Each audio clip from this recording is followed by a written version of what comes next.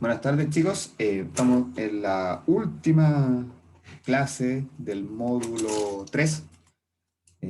Ya casi finalizando el curso, se ha pasado bastante rápido el- este mes de esta asignatura en particular. Hoy día vamos a cerrar la semana con lo que tiene que ver con un tema bien distinto a los que vimos el resto de la semana, porque esta semana nos enfocamos ya en temas un poco más duros, como se llaman recursos humanos, que tienen que ver con la legislación, con el Código del Trabajo, remuneraciones, seguridad, capacitación, que son temas más, digamos, más ligados a lo que tiene que ver con el Código Laboral y también con todo el proceso de compensación y remuneraciones, ¿ya? Hoy día vamos a ver un tema distinto, que es dentro de los temas que se denominan como blandos, entre comillas, de recursos humanos, que son cultura y clima, ¿ya? ¿Y por qué los vamos a ver? Porque claramente la cultura y el clima organizacional son gestionados desde recursos humanos. Toda la gestión, la idea es que estos procesos, que muchas empresas no los controlan, o no los, más que controlar, no los moldean, por decirlo de alguna forma, eh, dejan que las culturas de las organizaciones en el fondo se vayan desarrollando por sí solas, pero la idea, en la medida que el Departamento de Recursos Humanos tenga la capacidad de poder aportar en moldear una cultura organizacional, es muy relevante que lo pueda hacer, al igual que poder hacer gestión sobre el clima organizacional, ¿ya? No solamente hacer la medición del clima, sino que sobre esa medición que generalmente se hace del clima laboral, también poder hacer gestión, obviamente siempre pensando en mejorar los indicadores, que finalmente el clima es un indicador más de satisfacción del colaborador en la empresa. ¿Ya? Entonces, en ese sentido, vamos a ver estos dos temas que son un poco, como le digo, más blandos, pero que no son menores. ¿Ya? Y también va a haber otra área de lo que tiene que ver con la gestión de recursos humanos que es muy importante, que es el desarrollo organizacional. ¿Ya? Que muchas empresas también tienen áreas de desarrollo organizacional donde están alojados todos los procesos de desarrollo y gestión de personas. ¿Ya? Entonces, ahí vamos a ver también qué es lo que es el desarrollo organizacional, en el fondo cómo se construye y cómo aporta precisamente a que las organizaciones crezcan. ¿Ya? Básicamente el desarrollo organizacional se basa en la premisa de que en la medida que los colaboradores se desarrollen, la organización también se va a ir desarrollando. Esa es la principal premisa que tiene el DO en sus siglas de desarrollo organizacional. ¿Ya? Así que hoy día, como les digo, vamos a ver clima, cultura y desarrollo organizacional para cerrar la semana con un tema un poco más blando que tiene que ver más con los comportamientos y las conductas de las personas al interior de la organización. Y al final vamos a resolver dudas, consultas, revisar nuevamente si es necesario la evaluación formativa de la semana si es que tienen algún tipo de duda. ¿Ya?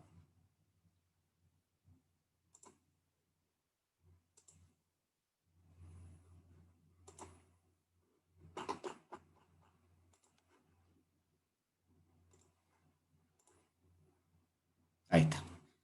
Primero, cultura y clima. Cuando hablamos de cultura y clima, generalmente en el lenguaje más coloquial, de sentido común, por decirlo de alguna forma, ambos conceptos tienen significancias distintas a las que nosotros vamos a analizar hoy día, lo que tiene que ver con gestión de personas, gestión organizacional también, ¿ya?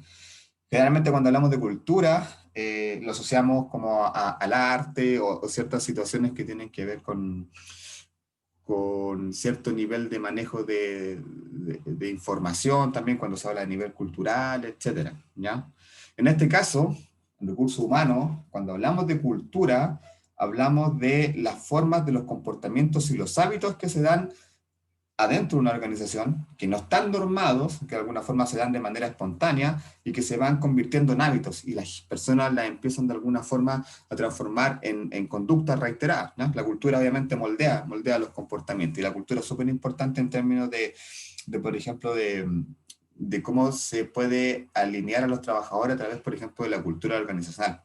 Entonces ahí vamos a ver conceptos más adelante, pero cuando hablamos de cultura principalmente hablamos de este espacio de relaciones que se dan entre las personas y las formas, cómo se relacionan las personas, los hábitos que van desarrollando, los patrones comunes que también van teniendo, que generalmente parten desde una informalidad, pero a la medida que se van repitiendo ya pasan a ser formales y pasan a ser institucionales.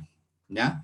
Y por otro lado, el concepto de clima, que generalmente lo podemos asociar a temas de temperatura, al tiempo, como se le dice, pero en términos organizacionales hace referencia a lo que tiene que ver con el ambiente laboral, con el clima laboral. Entonces, cuando hablamos de clima laboral o clima organizacional, nos referimos a esa percepción que tienen los trabajadores respecto del ambiente, si es bueno, es malo, en fin, está constituido por una serie de variables que ahí vamos a ir revisando, ¿ya? ¿Cuáles son los objetivos de hoy? Primero, identificar los componentes de la cultura organizacional, ¿ya? En segundo lugar, como le indicaba, que conozcan el concepto de desarrollo organizacional y cómo se utiliza para la gestión y desarrollo de las personas. Y por último, establecer los procesos de medición y gestión del clima organizacional. Esos van a ser los tres tópicos con los que hoy día vamos a trabajar en función de estos objetivos o componentes organizacionales de gestión, que también obviamente son parte de la gestión de recursos humanos, ¿ya? Primero, definición de libro. Siempre hay que partir, como le he dicho antes, con una definición de libro que de alguna forma nos dé la teoría de qué es lo que significan los conceptos, ¿ya? Volvemos nuevamente a nuestro amigo Chavinato, quien nos dice que la cultura organizacional es las normas informales, no escritas, que orientan el comportamiento de los miembros de la organización y dirigen sus acciones hacia la consecución de los objetivos organizacionales, ¿ya? Entonces, como les decía, la cultura, por lo general, no solamente, no pensemos en una empresa, pensemos en los grupos, se empiezan a generar de manera espontánea. O sea, por ejemplo, ustedes como curso tienen una cultura de curso, ya tienen cierto hábito. Me imagino que tienen un grupo de WhatsApp donde se comunican y la forma en que se comunican en ese grupo de WhatsApp quizás tiene ciertos lineamientos que ustedes definieron, tienen cierto horario en que van a hablar y tienen ciertos temas que ustedes quizás definieron, vamos a hablar estas cosas y estas otras cosas no, ¿cierto? Entonces, en ese sentido, todas estas definiciones que se van acordando entre los miembros de un grupo pasan a ser culturales, ¿ya? Y pasan a ser culturales en el sentido de que la cultura, es decir, este espacio de relaciones que está dentro de los grupos de personas, tienden a moldear, como dice Estadonato, los comportamientos finalmente de las personas, ¿ya? Entonces, si bien por una parte son de manera, esta cultura parte de algo informal, la idea es que también de alguna forma el área de recursos humanos pueda hacer cierta gestión sobre esta cultura, ¿ya? En el sentido, por ejemplo, de que si la empresa define un plan estratégico de innovación, eh, donde la idea sea que la empresa pueda innovar y en el fondo que la innovación sea un sello distintivo frente a las competencias, ¿cuál va a ser el rol de recursos humanos en términos de cultura? ¿Ya? ¿Qué va a tener que hacer recursos humanos para poder cumplir el objetivo de que finalmente también la cultura pase a ser innovadora? Obviamente generar instancias donde la innovación pase a ser parte de la cultura de la empresa, ¿ya? Entonces, por ejemplo, ¿qué hacen las organizaciones cuando se declaran, por ejemplo, que la innovación tiene que ser un pilar cultural? Lo que se hace por lo general es trabajar en talleres, donde se le empieza a asignar a las personas ciertas labores, se desarrollan quizás laboratorios de ideas, ¿ya? Donde yo, por ejemplo, que soy de recursos humanos, pero quizás tengo una buena idea de marketing, se la voy a presentar a marketing, ¿ya? Entonces, se fija que se empieza a generar como un espacio donde las personas empiezan a aportar, a generar ideas, y en la medida que se abren esos espacios, se podría decir que ya la cultura pasa a ser innovadora. ¿Por qué? Porque en el fondo generan los espacios para que la persona que tenga una buena idea la pueda proyectar, ¿ya? Ese es un ejemplo, por ejemplo, de cómo recursos humanos pueden moldear de alguna forma los aspectos culturales, ¿ya? Así también, cuando las culturas, porque no, la cultura puede ser positiva, cuando hay como un ambiente bueno, las relaciones son sanas, hablamos de una cultura que está bien, ¿ya?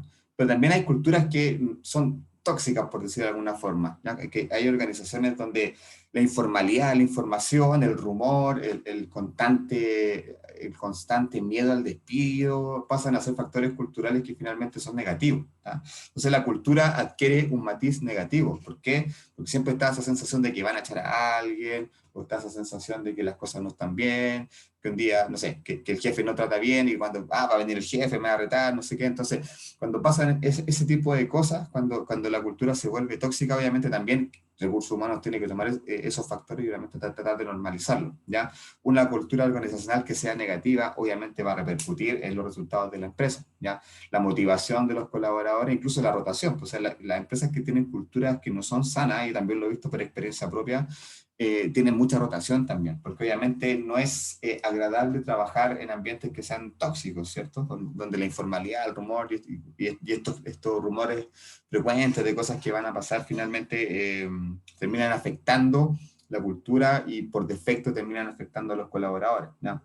Ya dado que generalmente trabajar en un ambiente que es hostil que es negativo, que siempre tiende a ser como pesimista en cuanto a la proyección de la empresa, no va a generar mucha expectativa en el colaborador de querer quedarse o querer surgir, ¿cierto? Entonces, en ese sentido, también hay que velar porque la cultura sea positiva, y principalmente eso es una labor de recursos humanos. Esta gráfica que ustedes están viendo de alguna forma expresa cómo se construye la cultura al interior de una organización, ¿ya? Y habla de digamos, variación entre lo que tiene que ver con los aspectos que son más informales o ocultos que están dentro de las personas y obviamente los aspectos que ya son públicos y que ya pasan a ser parte de la cultura, porque dijimos que la cultura son estos espacios, estas formas, estos hábitos, estas conductas que son socialmente compartidos y aceptados por un grupo al interior de la empresa. ¿Ya?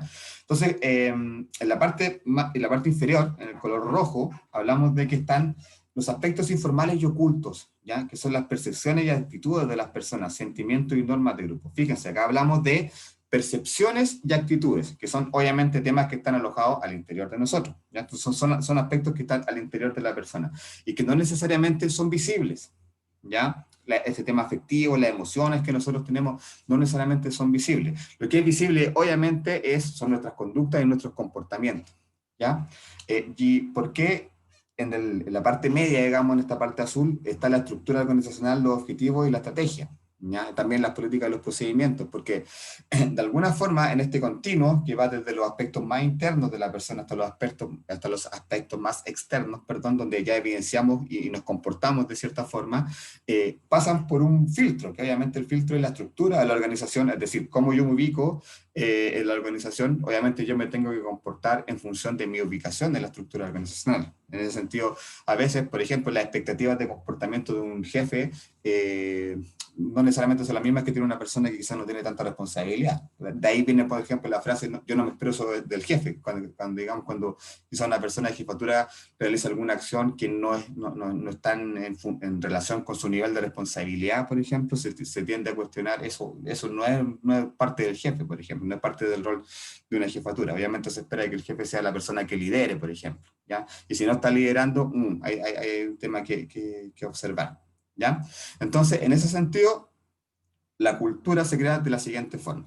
Cada persona tiene aspectos que son obviamente personales, que son nuestras percepciones, nuestros sentimientos, nuestras actitudes, etcétera, ¿ya? Y en la medida que tenemos este marco cultural, nosotros tenemos que salir, obviamente, afuera, porque tenemos que comunicarnos, tenemos que relacionarnos con nuestros pares para poder trabajar, ¿ya? Pero siempre, ¿cómo nosotros nos vamos a orientar a la relación con los pares? Obviamente, el marco normativo que va a guiar esa conducta va a ser la cultura, ¿ya? No necesariamente voy a poder expresar mi emociones. O sea, hay ciertos aspectos formales, reglamentarios, que la organización no permiten esos espacios de, por ejemplo, si yo tengo un problema con alguien, quizás ir a decírselo directamente, quizás lo voy a tener que canalizar a través del Departamento de Recursos Humanos. Entonces, en ese sentido, los aspectos informales siempre van a estar, perdón, los aspectos internos de la persona siempre van a estar regidos por una parte, lo normativo, lo formal, que son el reglamento interno, por ejemplo, el Código del Trabajo, pero por otra parte también va a estar regido por la cultura. Depende de cómo se comporten todas las personas, lo más probable es que nos tengamos que adaptar a ese tipo de comportamiento, ¿ya? Entonces, básicamente eso, la cultura organizacional es cómo las personas se comportan en un marco normativo formal que está establecido por la estructura de la empresa y en un marco normativo informal que está establecido por la cultura que tiene la empresa, ¿ya? Ahora, hay distintos tipos de cultura, principalmente en este caso son dos tipos de cultura, ¿ya? Eh, las culturas que son adaptables, donde hablamos de empresas que generan espacios flexibles e innovadores para que principalmente aspectos como la creatividad, por ejemplo, sean parte de la cultura. Entonces se abren espacios para que los trabajadores puedan colaborar. Y esto obviamente no solamente hablamos de cultura, sino que a veces mucho de la implementación de un cambio cultural también implica la implementación de un cambio físico, ¿ya? Muchas empresas en la actualidad, por ejemplo, tienen la lógica distinta a la que existía antes de trabajar en coworkings, que se llaman, que son unos espacios gigantescos donde está toda la empresa trabajando juntos y no necesariamente están divididos por áreas. ¿ya? Antiguamente siempre estaba esta división por áreas, entonces estaba la oficina de recursos humanos, la oficina de marketing, estaba la oficina de contabilidad, y cada uno trabajando en su espacio. Ahora no, por lo general las empresas que tienen esta cultura un poco más adaptable, lo que hacen es generar espacios muy amplios, donde yo, por ejemplo, de recursos humanos puedo estar trabajando al lado de alguien de marketing, al lado de alguien de finanzas, ¿ya? Eso obviamente genera un trabajo colaborativo distinto que trabajar en una oficina y solamente comunicarme con mi área, ¿ya? Que también es otra característica de las culturas que son un poco más tradicionales, más conservadoras. Trabajar por área, trabajar sectorizado, y yo me vinculo con mi área, pero no me vinculo con la área con otra área, ¿ya?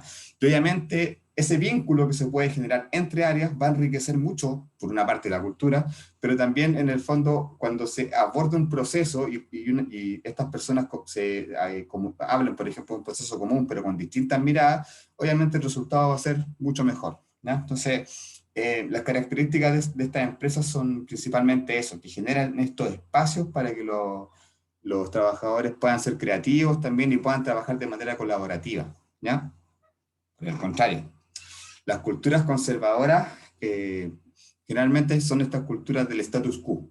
No, estamos bien como estamos, ¿para qué vamos a cambiar? Sigamos haciendo las cosas tal cual como la hemos hecho siempre. ¿Ya? Tal cual como está graficado en ese dibujo ahí, por ejemplo, que hay unas personas que están llevando un carro con una rueda cuadrada, llega otro con una rueda redonda y le dicen, no, gracias, estamos ocupados. Entonces, en esa lógica de siempre, de solamente ver el día a día, mira, no proyectarse, no hacer planes a largo plazo, en esa lógica solamente de gestionar el día a día, no se adaptan, no se cambian, ¿ya? Principalmente, cuando hablamos de las culturas más conservadoras, más tradicionales, hablamos de las empresas de tipo familiar, ¿ya? Hay una cultura hay una, hay una cultura asociada a las empresas familiares. Cuando hablamos de empresas familiares, por lo general, hablamos de empresas de carácter más pequeño, que tienen pocos trabajadores, eh, donde no hay tanto procedimiento, sino que en el fondo las cosas se dan más como dice el jefe, y generalmente ahí tenemos un liderazgo que siempre va a ser de carácter más autoritario, y tienen esta característica en el fondo de no innovar, de quedarse con lo justo. Entonces, de alguna forma ya este tipo de cultura va en retirada, ¿ya? Y como les digo, este tipo de cultura también lleva otras cosas asociadas, por ejemplo. Obviamente, por ejemplo, los liderazgos en las culturas adaptables, así los cargos de jefatura, de gerencia, son cargos que tienen un carácter inspirador, por ejemplo, ¿ya? El líder tiene que tener una característica inspirador, no controlador, sino que los, los colaboradores de ese líder, por ejemplo, al ver que el líder los inspira, en el fondo van a trabajar bien, pues solamente por el hecho de estar bien guiados, de ser bien liderados, ¿ya? En las culturas conservadoras, por ejemplo, el líder es control, es autoritario. De alguna forma siempre está controlando, por ejemplo, los horarios, es como el jefe siempre que está encima, ¿ya? En cambio, las culturas adaptables no necesariamente, sino que se genera el espacio de autonomía para que el trabajador pueda desarrollar su trabajo de la mejor manera. En las culturas conservadoras la autonomía no existe mucho. Generalmente tiene que estar esta rendición de cuentas constante hacia la jefatura, ¿ya? Estas son características de los distintos tipos de culturas. Entonces, las culturas adaptables, ¿dónde las vamos a encontrar? En las empresas de tecnología, obviamente, en las empresas multinacionales, y también en las empresas que de alguna forma tienen más recursos que tienen la posibilidad y el tiempo y la plata también para generar este tipo de cultura, ¿ya? Las culturas más conservadoras, como les digo, generalmente son de las empresas que son más antiguas, eh, donde quizás no ha habido tanta renovación de personas, porque obviamente también en la medida que las personas se van renovando, la cultura también se va renovando. Entonces, hay empresas que no tienen esta rotación grande y la gente lleva trabajando mucho tiempo, por ende las culturas ya son súper estructuradas, son súper sólidas, y llevan mucho tiempo ahí y son difíciles de cambiar sobre todo, ¿no? Cuando ya mucha gente lleva trabajando mucho tiempo junta, imagínense, esa cultura ya está ultra institucionalizada, o sea, imposible de cambiarla de un día para otro. ¿Por qué? Porque ya llevan 20, 25 años con las mismas formas de comportamiento, ¿ya? Y pasa eso, tienden a este status quo de decir, estamos bien, no tenemos que innovar, no tenemos que ser creativos, como estamos bien, seguimos así, ¿ya? Obviamente, no necesariamente es buena una cultura conservadora, ¿ya? Porque en el fondo no es muy ambicioso en sus proyecciones, sino que básicamente, como les digo, se enfocan en pasar el día a día. Eso con el concepto de cultura. Pasemos a lo que tiene que ver con el desarrollo organizacional. definiciones de libros. Acá tenemos dos autores que plantean distintas definiciones respecto a lo que tiene que ver con el desarrollo organizacional, o DO en sus siglas. Dice Penis, es una respuesta al cambio, ¿ya? Una estrategia de carácter educacional que tiene la finalidad de cambiar creencias, actitudes, valores y estructuras en las organizaciones, ¿ya? ¿Qué dice Beckhart? Es un esfuerzo planeado que abarca desde arriba toda la organización administrativa para aumentar su eficiencia y su salud mediante intervenciones planeadas en los procesos organizacionales, ¿ya? Entonces, si se fijan, ambas definiciones tienen una característica común, que hablan de una estrategia o de un plan de carácter educacional o formativo que va a tender a cambiar. ¿Se fijan que hablan del cambio? Efectivamente, el desarrollo organizacional, como yo les decía, se basa en la lógica de que la organización va a crecer en la medida que los trabajadores también se vayan desarrollando. Entonces, plantea que la organización tiene que estar en un sistema constante de cambio, buscando la mejora, buscando de alguna forma el desarrollo. Ya no, en ningún caso plantea el status quo de mantenerse como estamos, sino que siempre la idea es que los colaboradores vayan en el fondo desarrollando nuevas competencias, nuevas capacidades para que la organización también pueda ir creciendo, ¿ya? Y esto es un cambio que tiene que ser planificado. ¿Quién lo planifica? Obviamente las áreas de gestión de personas. Principalmente, cuando hablamos de estos procesos, ya estamos hablando de, dentro de esta lógica que yo les he comentado antes, del abanico de profesionales que trabajan dentro del área de recursos humanos. Acá principalmente estamos hablando de profesionales que vienen desde las ciencias sociales, psicólogos, sociólogos, que son los que se encargan de trabajar con estos procesos tanto de cultura como de clima organizacional y también de desarrollo de las personas, ¿ya? Entonces, desarrollo organizacional, ¿qué es? Es un proceso que está planeado, que es una estrategia también, que tiene la característica de que va a formar, a educar a las personas para el cambio, para que siempre estén adaptables y siempre se puedan adaptar a los cambios que la organización le va a ir pidiendo. En esta lógica que las organizaciones son flexibles y se deben ir adaptando a los tiempos, ¿ya?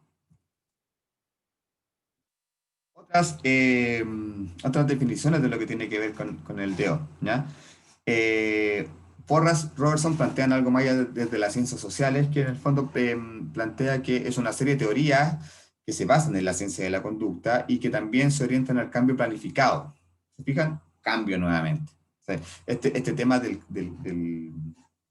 cambio es un tema puntualmente que se trabaja bastante dentro de estos procesos, ¿ya? Burke, ¿qué dice? Es un proceso de cambio planificado, nuevamente, en la cultura de una organización mediante la utilización de tecnología, la ciencia de la conducta, por eso hablamos de la psicología, de la sociología, la investigación y la teoría. Acá, cuando hablamos de desarrollo organizacional, hay un proceso muy importante que se llama gestión del cambio, ¿ya? En general, nosotros a nivel de desarrollo de personas y desarrollo organizacional, podemos hacer una serie de gestiones con cosas que quizás uno no se imagina, pero efectivamente el cambio organizacional es algo que se puede gestionar, ¿ya? Y el cambio cultural es algo que se puede gestionar. Eh, y cuando la empresa declara ciertos pilares culturales, queremos ser una empresa, como yo les decía, por ejemplo, una empresa innovadora, se tienen que generar una serie de estrategias y acciones para que finalmente los colaboradores terminen desempeñando sus labores día a día con una visión innovadora, ¿ya? Aplicando la innovación en sus comportamientos, en sus conductas. Entonces, finalmente, los procesos de desarrollo organizacional siempre van a ir de la mano con procesos de gestión del cambio, ¿ya? Y la gestión del cambio dentro del desarrollo organizacional, dentro de la gestión de recursos humanos, es un área también donde hay especialistas que son eh, personas, como decía, principalmente de las ciencias sociales, que se encargan de cambiar las culturas de las organizaciones. Y aunque suene muy ambicioso y muy difícil de creer, se puede hacer. ¿Ya? Son procesos largos, los procesos de cambio, no estamos hablando aquí de la cultura de una empresa va a cambiar de día a otro, toma años, ¿ya? En lo personal, a mí me tocó llevar un proceso de gestión del cambio que duró 2 años, y efectivamente logramos cambiar la cultura, ¿ya? Pero es complejo, pero es un proceso súper complejo, porque de partida parte de la definición, yo me acuerdo cuando hicimos la planificación de este proceso de gestión del cambio, de identificar a los facilitadores, identificar a los bloqueadores. Realmente así comienza este proceso. Cuando hablamos de facilitadores, hablamos de esas personas, esos trabajadores, esos colaboradores que siempre van a estar a favor del cambio. ¿ya? Cuando queremos hacer una cosa nueva, siempre van a estar ahí proponiendo cosas nuevas, son más creativos, etcétera, ¿ya? Pero también van a estar los bloqueadores, que son los que generalmente van a decir, no, no va a resultar. No, esto ya lo han probado y no va a funcionar, y no, esas personas que siempre se niegan al cambio, ¿ya? Que son caracterizados como los resistentes al cambio, ¿ya? Entonces, generalmente este es el primer paso que se da cuando queremos hacer un proceso de gestión del cambio. Con los facilitadores nos van a apoyar, entonces ellos van a ser los que van a transmitir el cambio, ¿ya? Ellos van a ser los que van a transmitir, en el fondo, cuáles son los nuevos pilares culturales, porque como son nuestros socios, son nuestros partners y están a favor del cambio, lo que van a hacer siempre es, en el fondo, estar a través de su trabajo, a través de su comunicación con su equipo, en el fondo van a estar siempre comunicando este cambio, entonces nos van a ayudar. ¿Qué tenemos que hacer con los bloqueadores? Convencerlos, subirlos. Obviamente, sacarlos un poco de este proceso cultural y trabajar con ellos de manera aparte. ¿Ya? En fondo, indicándoles que tienen que subirse al proceso y convenciéndolos de alguna forma. No forzando, obviamente. Obviamente, estos no son procesos forzados. Las conductas no se pueden cambiar de manera forzada, sino que en el fondo hay que trabajar con estas personas. Y en todas las organizaciones van a haber siempre facilitadores y van a haber bloqueadores. Eso es normal. Entonces, y generalmente los facilitadores son mucho más que los bloqueadores, ¿ya? Y generalmente los bloqueadores son las personas que llevan más tiempo en la empresa. Hay una característica que siempre pasa eso.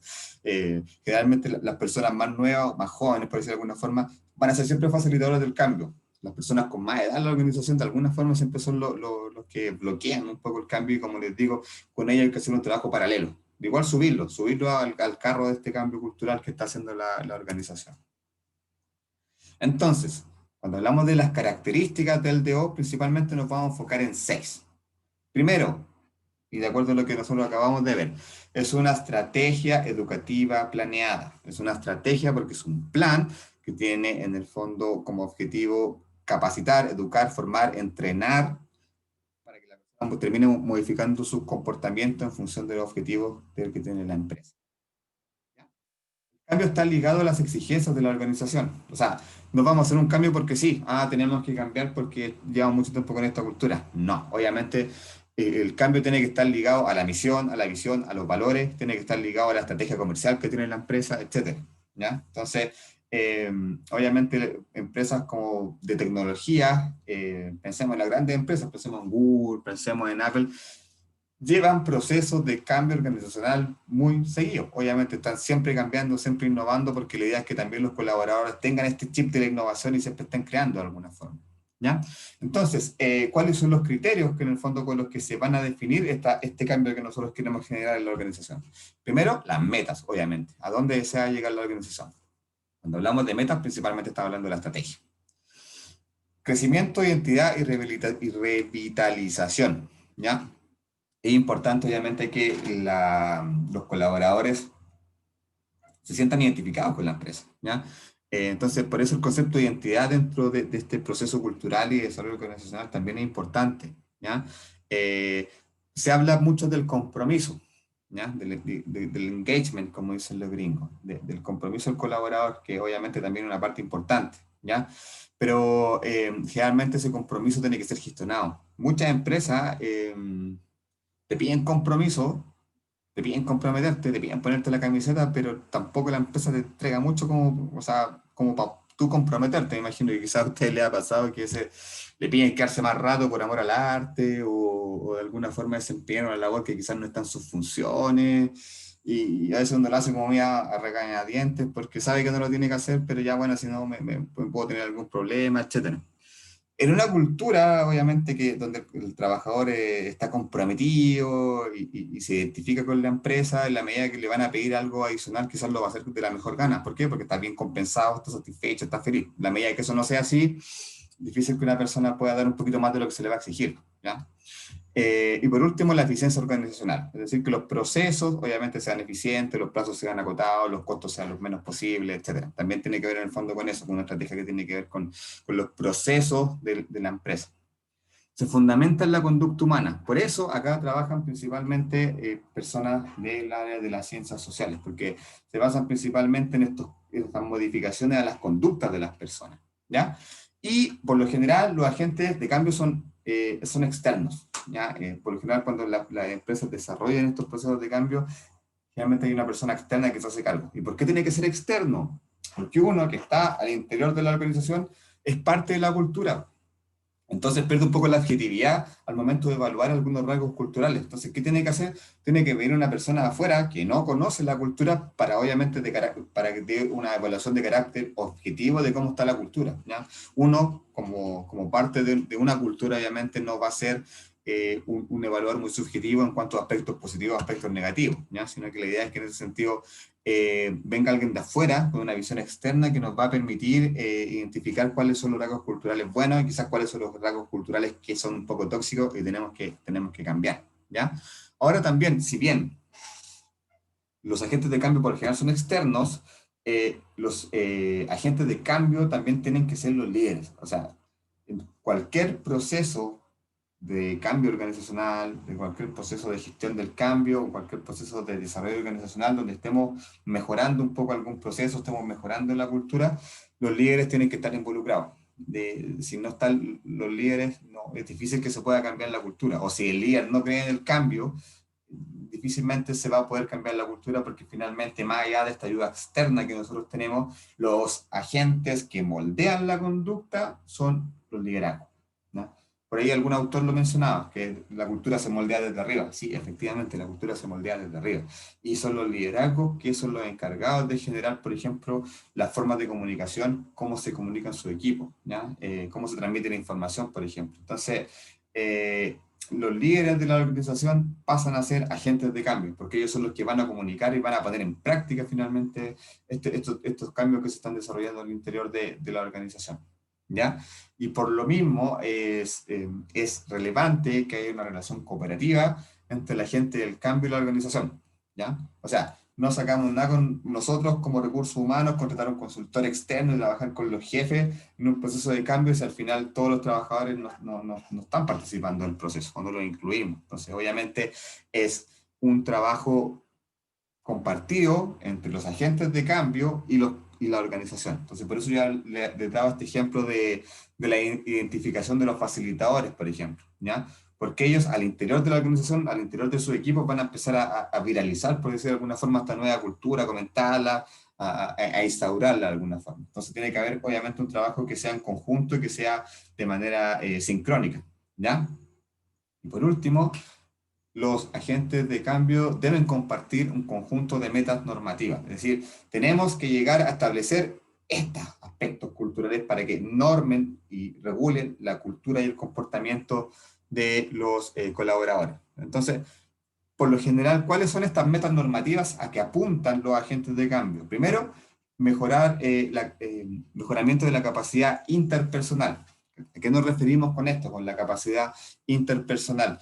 En el fondo son las capacidades o las habilidades que se van generando entre las personas, al interior de los equipos, ¿ya? Nosotros tenemos, como ya lo hemos visto, competencias y habilidades que son, no, que son nuestras, ¿ya? Y que quizá otra persona tenga otra y otra persona tenga otro tipo de habilidades. Entonces, una de las lógicas del desarrollo organizacional, pensando ya en la organización, es que la suma de todas estas capacidades, habilidades, competencias, conocimientos que tienen las distintas personas al interior de la organización van a generar un proceso mejor, digamos. En el fondo van a apuntar a que la empresa sea más eficiente y se comunique mejor. Entonces, por eso hablamos desde que el DO se basa en que en la medida que las personas se desarrollan, la organización también se desarrolla. Entonces, la idea es que ya se empiecen a generar capacidades que ya no sean de las personas, sino que sean ya capacidades en los equipos, que sean capacidades que ya estén instaladas en los equipos de trabajo, ¿ya? Que sean un trabajo colaborativo entre las personas. Entonces, ahí ya estamos hablando de organización. Si fijan, ya estamos saliendo de las personas y estamos hablando precisamente de que ya no estamos hablando del desarrollo de habilidades a nivel personal, sino que estamos hablando del desarrollo de habilidades a nivel interpersonal, a nivel de los equipos. ¿Ya? Segundo lugar, transferencia de valores humanos. Generalmente estos procesos de cambio se basan en valores, ¿ya? Queremos ser por ejemplo, queremos ser los mejores en este servicio, los mejores en este rubro. Entonces, de alguna forma, la cultura se va moldeando en la medida que se van instalando nuevos valores, ¿ya? Como yo les decía, queremos ser innovadores, ¿ya? Quizás queremos ser los más, ¿Qué otra competencia puede ser a nivel de valores humanos? Queremos en el fondo la empresa que trabaja mejor colaborativamente, por ejemplo. Si fijan, el trabajo colaborativo también pasa a ser un valor. Entonces, la idea de este proceso de cambio, este proceso de planeado en el fondo de que las personas modifiquen su conducta, hace referencia a esta transferencia de valores humanos. Entonces, estos valores los bajamos generalmente desde la estrategia. Innovación, que está declarado como estrategia, lo transformamos en un valor, ¿ya? Para que las personas tomen ese valor y lo internalicen y sea parte de su comportamiento, ¿ya? Por otra parte, la comprensión entre grupos. Esta lógica que yo les comentaba, que antiguamente las organizaciones trabajaban de manera parcelada, cada área trabajando juntos, o sea, trabajando separados, y en algún momento, por algún proceso en que se topan, se comunican, pero por lo general son áreas muy estructuradas. Ahora no, generalmente lo que se apunta es precisamente que toda la organización tenga una comprensión de lo que hace el otro, de cómo funciona, y de la lógica que tiene el funcionamiento de la empresa, que también entienda cuál es su aporte dentro de la organización. En ese sentido, por ejemplo, antes, si uno le preguntaba al área de marketing qué hace el área de finanzas, lo más probable es que dijera, no tengo idea de qué hace el área de finanzas, porque obviamente no compartían. Ahora la lógica no, pues precisamente que se comprendan para que en el fondo, en la medida que un trabajador no solamente entienda cómo funciona su área, sino que en el fondo entienda cómo funciona el proceso completo de la empresa, va a ser su trabajo más eficiente, ¿ya? Porque va a entender en el fondo cómo aporta su proceso a todo el proceso de la empresa, ¿ya? Administración por equipos. ¿Qué quiere decir esto? Generalmente los procesos de o los procesos de cambio cultural se alojan por equipo, ¿ya? Obviamente todos los equipos son distintos dependiendo de la naturaleza de la función, ¿ya? Y eso pasa, y es súper, y obviamente es lógico, o sea, imagínense la cultura de un área de informática, por ejemplo, ¿ya? Un área que trabaja donde solamente están trabajando personas que son informáticos, que tienen un perfil informático. Imagínense también otra área, por ejemplo, que sea del área marketing, donde ya haya publicistas, diseñadores, y el ambiente sea un poco distinto. Entonces, obviamente, dependiendo del tipo de equipo, los ambientes y los climas van a variar mucho. Entonces, en ese sentido, siempre la administración se va a tratar por equipos, porque las culturas igual van a ser distintas. Y, obviamente, por último, encontrar o determinar mejores métodos para la solución de los conflictos. ¿Ya? Entonces, en ese sentido, los conflictos son inherentes a cualquier organización, ¿ya? Y la organización, ¿qué tiene que hacer? No los tiene que evitar, no los tiene que obviar, quizás, sino que los tiene que afrontar. Entonces, ¿y cuál es la mejor forma de afrontar esos conflictos que se van a dar en la organización? Obviamente, teniendo herramientas que permitan solucionar esos conflictos. Y el desarrollo organizacional también permite el desarrollo de esa herramienta. Entonces, principalmente ahí lo que se hace en este sentido, cuando hay tensión a nivel de la organización, cuando hay conflicto, se planifican una serie de actividades en pos de resolver estos conflictos, ¿ya? Idealmente tiene que estar planificado, obviamente tiene que estar dentro de una política, ¿ya? A mí me ha pasado, por ejemplo, en un lugar donde yo trabajé, teníamos una política de reconciliación, imagínense.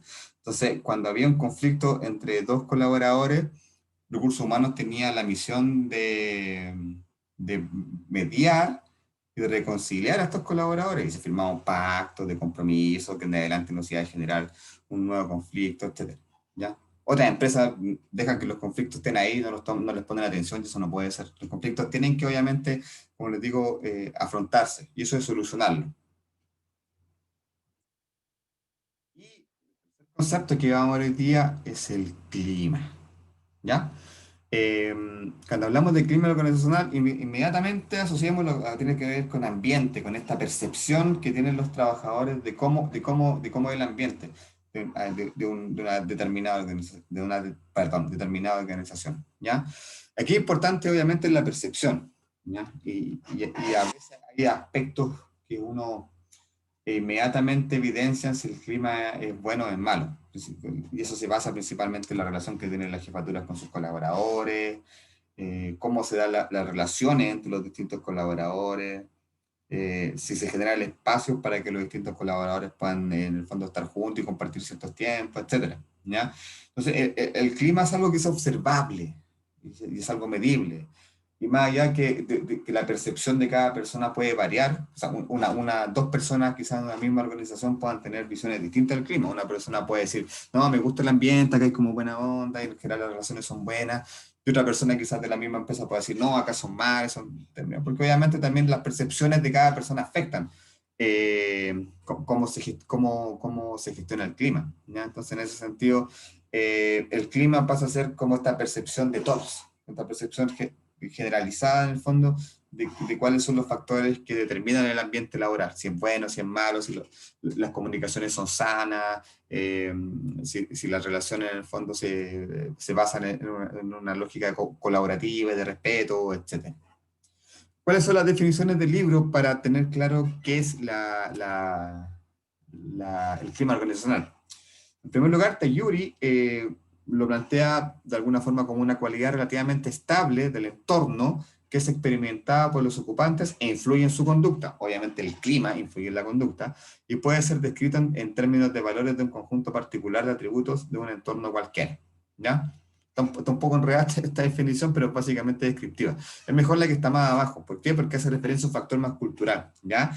Refleja el contenido y fuerza de los valores prevalentes, las normas, las actitudes, conductas y sentimientos de los miembros de un determinado sistema. ¿Ya? Obviamente, y aquí una cosa muy importante que señala Taiguri es que en el fondo influye en la conducta. Eso es súper importante. Porque a las empresas finalmente le importa el clima, porque termina influyendo en la conducta. Y en la conducta, obviamente, se van a ver los resultados del desempeño del colaborador. ¿Ya? Cuando los ambientes no son buenos, cuando el clima no es bueno, y quizás más de alguno de ustedes le ha pasado, porque a mí también me ha pasado, o sea, cuando realmente suena el despertador en la mañana y uno piensa en ir a trabajar y es como, oh, ya como uno se levanta con esa sensación de, oh, tengo que ir a trabajar, tengo que hablar con mi jefe, y ya empieza como a, de alguna forma, desmotivarse desde que suena la alarma. Entonces, obviamente uno ya llega al trabajo quizás un poco, no con la mejor actitud, porque sabe que el ambiente no es bueno, lo más probable es que dentro del día va a tener alguna situación que no sea agradable. Eso obviamente va a mermar mucho el desempeño del colaborador, ¿ya? En cambio, si el clima es bueno, la persona va a querer ir a trabajar, se va a sentir bien, ya se va a sentir bien en la piscina, se va a sentir bien en el lugar de trabajo, y a la medida que la persona se sienta bien, esté satisfecha y esté conforme con este clima y perciba que hay buena onda, y perciba que hay trabajo en equipo, y perciba que el jefe lo respeta, lo valora, lo reconoce, la persona va a producir mejor. Entonces, obviamente el clima también pasa a ser un factor de gestión de la empresa. ¿Ya? No solo tiene que ver con el hecho de que los trabajadores se sientan bien, sino que finalmente la medida que los colaboradores estén satisfechos y estén en el fondo, se sientan reconocidos, se sientan felices en su lugar de trabajo, lo más probable es que el desempeño de ese trabajador va a ser mejor. ¿Ya? Entonces, por eso es importante gestionar el clima. Vamos a ver. Acá es importante lo siguiente. El clima organizacional en primera instancia se tiene que medir. Entonces, ¿cómo lo medimos? Principalmente a través de encuestas, ¿ya? Idealmente, yo creo que casi por lo general todas las organizaciones tienen un proceso anual de encuestas de clima, ¿ya? Quizás a más de alguno de ustedes le tocó responder a alguna encuesta de clima en alguno de sus trabajos, ¿ya? Generalmente a lo que apunta esta encuesta de clima es a identificar los aspectos positivos, pero también identificar los aspectos que los trabajadores refieren que quizás no están tan bien, ¿ya? ¿Y cuáles son los contenidos, así, cuáles son los aspectos que generalmente se incluyen en una encuesta de clima y que son medidos? Tiene que ver primero con temas de comunicación, cómo se generan las comunicaciones. Entonces, por ejemplo, las encuestas de clima van a hacer preguntas referentes como, ¿te llega constantemente información de tu jefe? Cuando cometes un error, ¿recibes algún tipo de retroalimentación? Ese tipo de información en el fondo para tener claridad respecto a si la comunicación fluye al interior de la organización. La comunicación es un tema a nivel de clima. Generalmente, donde me ha tocado desempeñar encuestas de clima, la comunicación pasa a ser un punto bajo, porque por lo general muy pocas empresas tienen buenas políticas de comunicaciones internas al nivel de que todos los colaboradores manejan la misma información. Eso pasa en súper pocas partes. También pasa mucho que frente a una misma comunicación, dos colaboradores entiendan cosas completamente distintas. Entonces, obviamente, hay temas de comunicación que hay que mejorar, ¿ya? El trabajo en sí mismo. Entonces, acá cuando hablamos del trabajo en sí mismo son un poco las preguntas más complicadas porque por lo general le preguntan al colaborador si está satisfecho con su renta. Y la respuesta es generalmente no. Es como una tendencia para decir, claro, siempre uno va a tener la sensación de que puede ganar un poco más. Entonces, generalmente en esta parte, cuando entonces las preguntas del trabajo en sí mismo, las respuestas quizás no son las mejores, ¿ya? Respecto del cargo que desempeña, si se siente satisfecho, si está de acuerdo a sus capacidades, etcétera. Después, otro aspecto que generalmente se incluye también son las tareas, ¿ya? De acá, qué es lo que se pregunta en general? ¿Tienes las herramientas para hacer tu trabajo? ¿La infraestructura que tienes disponible te sirve? ¿Las metas institucionales o los objetivos de tu cargo son alcanzables? Etcétera. La calidad del entorno. Entonces aquí ya abarca un poco más lo que tiene que ver con el tema relacional, ¿ya? Con el tema relacional, en el fondo, cómo son las relaciones con tu jefe, con tus pares, el tema si hay conflictos permanentes en la organización, etcétera. Y un tema puntual que siempre se evalúa son los liderazgos, ¿ya? Es decir, siempre se está evaluando el liderazgo en términos de la comunicación, en términos del estilo de liderazgo, ¿ya? En términos de si me apoya o no me apoya, en términos de si es un jefe controlador o un jefe más que me genera autonomía, etcétera. Por lo general, esos son los aspectos que se incluyen dentro de esta encuesta de clima organizacional, ¿ya? Estas encuestas, como yo les decía, lo ideal es que se desarrollen una vez al año, tienen que ser anónimas, y son anónimas, porque siempre está ese tema, ¿serán anónimas o no serán anónimas? Y siempre está ese mito de que, no, al final igual el jefe va a leer mi respuesta. No, eso no se puede hacer. De hecho, precisamente, hay empresas especialistas en hacer encuestas de clima. ¿Para qué? Para velar por eso, para velar por la transparencia de los resultados, y en el fondo que el jefe... o la persona que administra, que generalmente es el de recursos humanos, no sepa quién respondió qué pregunta. Entonces, en ese sentido, y en mi experiencia, sí puedo dar fe que efectivamente las encuestas son anónimas, porque a mí no me llega el resultado de quién respondió qué. Realmente, como lo administran estas empresas externas, por lo menos cuando me ha tocado hacerlo a mí a cargo de áreas de recursos humanos, me ha tocado externalizarlo. En ese sentido, sí, o sea, la empresa viene, aplica la encuesta, se lleva la información y después me manda los resultados. Y ahí, obviamente, viene el otro proceso, porque también algunas empresas hacen la mitad de la pega nomás, pues, se dedican solamente a hacer la encuesta. Entonces, en la medida que a una empresa le aplican una encuesta de clima, de alguna forma igual va a generar expectativas, porque ¿qué hizo el trabajador? Ah, me están preguntando qué no me parece, quizás porque van a mejorar lo que no me parece, ¿cierto? Entonces, en la medida que una empresa aplique una encuesta de clima, tiene que hacerse cargo de eso. O sea, si yo voy a medir el clima, es para identificar los factores que están bajos y los voy a mejorar. ¿Ya? Entonces, posterior a la aplicación de la encuesta clima, tiene que venir sí o sí un plan de acción para los puntos que estén bajos. ¿Ya? ¿Y qué se va a hacer? Sí, generalmente se van a priorizar los aspectos que estén con puntuaciones más bajas, que por lo general, en mi experiencia, son los liderazgos. Generalmente los trabajadores no evalúan muy bien los liderazgos y el tema de comunicaciones. Por lo general son los dos procesos más cuestionados y que salen con resultados más bajos. Entonces se tiene que hacer un trabajo en el fondo para mejorar esos indicadores. Y al siguiente año volvemos a hacer la encuesta.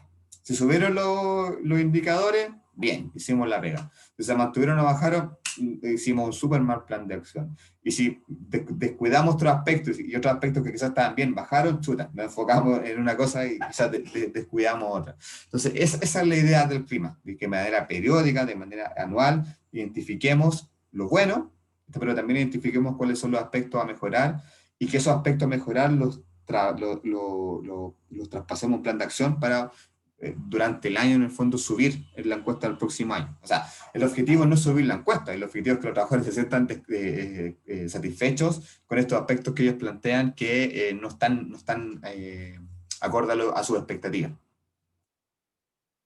Y por último, hay una consultora que se llama Great Place to Work, en español quiere decir los grandes lugares para trabajar, que, bueno, que está posicionada a nivel mundial y que elabora un ranking en todos los países donde principalmente se evalúa la satisfacción de los colaboradores y obviamente el clima laboral. Entonces las empresas con mejores climas laboral obviamente tienen algún tipo de reconocimiento. Ahora, ¿qué ventaja tienen? Porque tampoco las empresas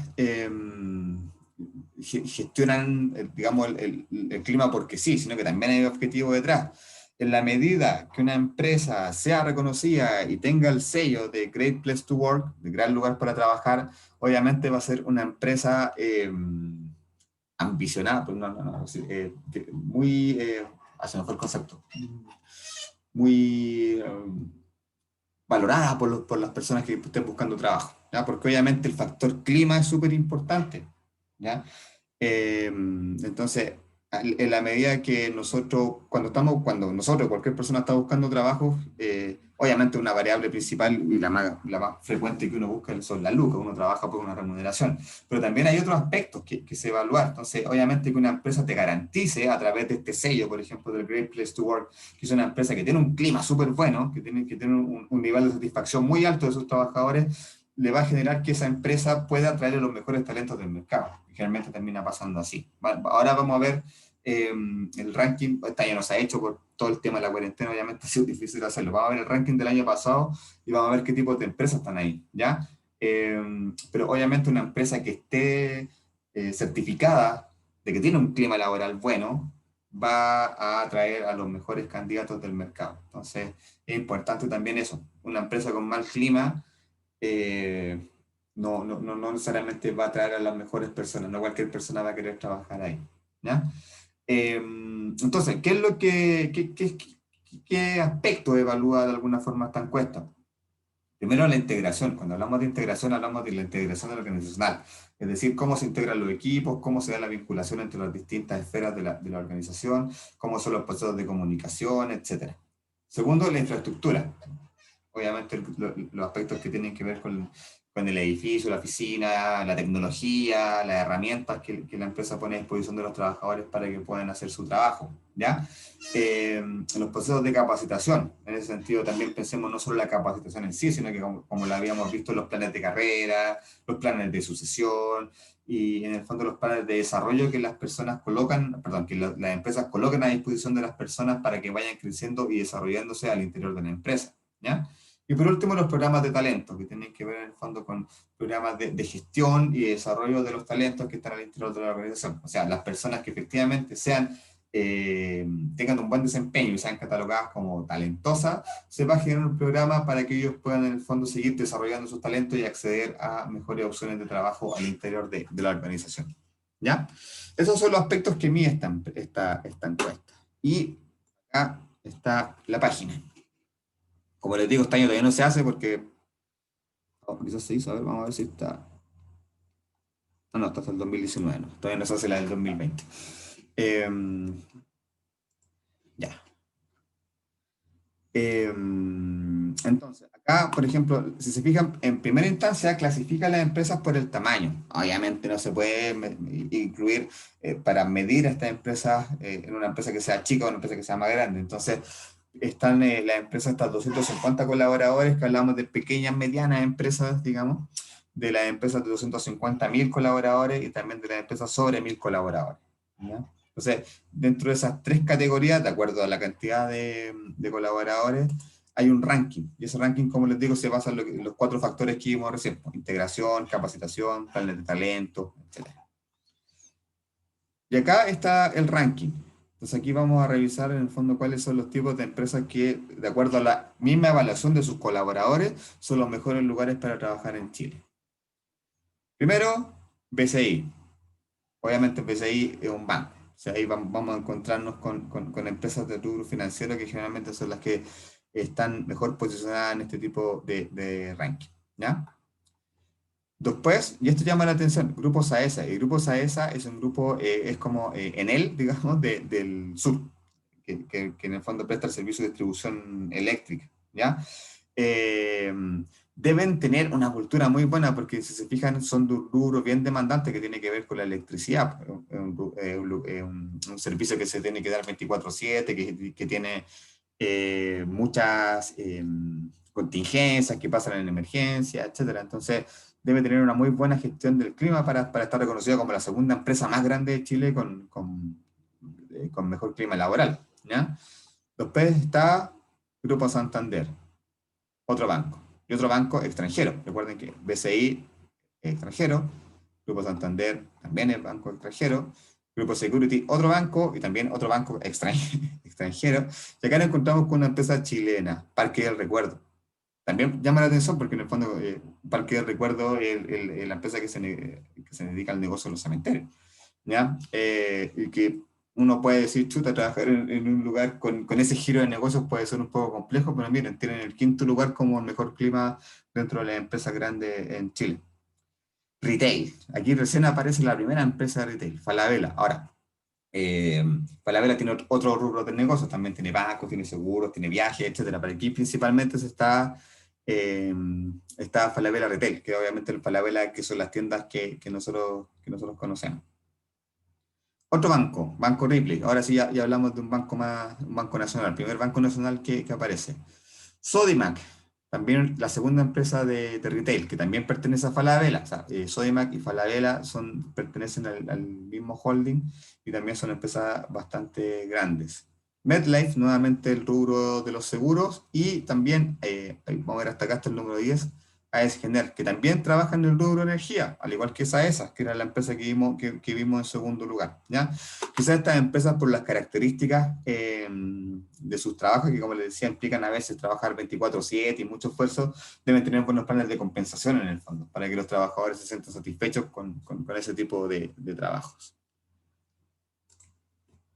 Eso, chicos, lo que tenía preparado para hoy con respecto a los conceptos de cultura, clima y desarrollo organizacional.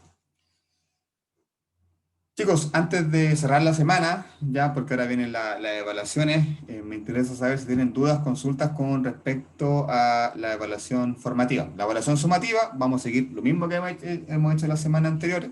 Va a ser un cuestionario de 7 preguntas cerradas que va a estar disponible mañana, digo que a contar de las 10 de la mañana hasta el sábado a las 23:59. Entonces mantenemos la misma estructura. Con respecto a y la sumativa vale el 20%, ¿ya? La evaluación formativa de esta semana, recuerden que es llenar este formulario de capacitación, como lo revisamos el día de ayer. Entonces, la idea es que, como les decía en primera instancia, identifiquen algo que capacitar, algún tema, alguna dificultad que está al interior de la empresa donde trabajan o eventualmente trabajaron hace un tiempo, para plantearlo como una necesidad de capacitación, de acuerdo al formato que yo le entregué, y posteriormente ir a Sense, a la página de Sense que revisamos ayer, a buscar algún curso que nos va a permitir, en el fondo, capacitar y reducir esa brecha o mejorar ese problema que nosotros estamos identificando en la organización. ¿Ya? ¿Tienen dudas con la evaluación formativa?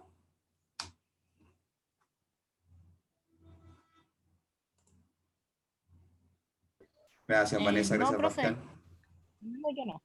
Ya. Bueno, como siempre, súper, quedó claro. No es difícil, ¿cierto? Es fácil. Y en el fondo, lo bueno es que ya la idea es que conozcan cómo funciona Sense. Y Sense en general bastante nos ha facilitado mucho la pega a nosotros en recursos humanos, que nos tengan los cursos listos y que solamente nosotros vamos a la página, buscamos el curso y empezamos a llenar el formulario y le pasamos el formulario a la TIC y la TIC no hace todo el trabajo. Entonces, en ese sentido, tenemos socios que nos ayudan en ese proceso, ¿ya? Y la idea es que conozcan ustedes cómo se gestiona este proceso y también conozcan el Sense, los cursos que ofrece y las franquicias tributarias, que finalmente es un proceso que nosotros en recursos humanos utilizamos bastante Sense. Entonces la idea es que conozcan cómo funciona la franquicia tributaria y cómo se aplica y que se metan ahí al simulador de los cursos y empiecen a jugar con los distintos tramos que existen para que en el fondo vayan viendo cuántas son las coberturas que se les va entregando en la medida del nivel de renta que tengan los colaboradores, ¿ya? Cualquier cosa, chicos, mañana, como les dije, voy a estar respondiendo consultas por correo hasta las 6. De ahí en adelante es un poco más difícil, pero por lo menos hasta las 6 voy a estar respondiendo consultas si es que tienen alguna duda con respecto a lo formativo o a lo sumativo, ¿ya? La próxima semana estamos ahí con algunos ajustes porque al parecer vamos a tener un poquito más de plazo, así que les voy a contar bien el lunes cómo nos organizamos lo que viene, porque nos queda la semana 4 donde viene el tema ya de cálculo de remuneraciones, que es lo que vamos a ver la próxima semana. Pero también está el tema del examen. Entonces ahí yo creo que el lunes les voy a contar bien cómo nos vamos a estructurar, pensando en que quizá el examen lo podamos tomar a la semana siguiente y la próxima semana solamente dedicando a lo que tiene que ver con el cálculo de remuneraciones, cerrar la evaluación de la semana 4 el jueves, viernes, y, eh, y pensar en el examen que sí, efectivamente, como es una asignatura final de competencias, es para todos. ¿Ya? Entonces yo creo que el lunes, en función de que, como les digo, ayer tuvimos una reunión donde nos dieron un poquito más de plazo, yo les voy a comentar cómo terminamos en función de la semana 4 y del examen.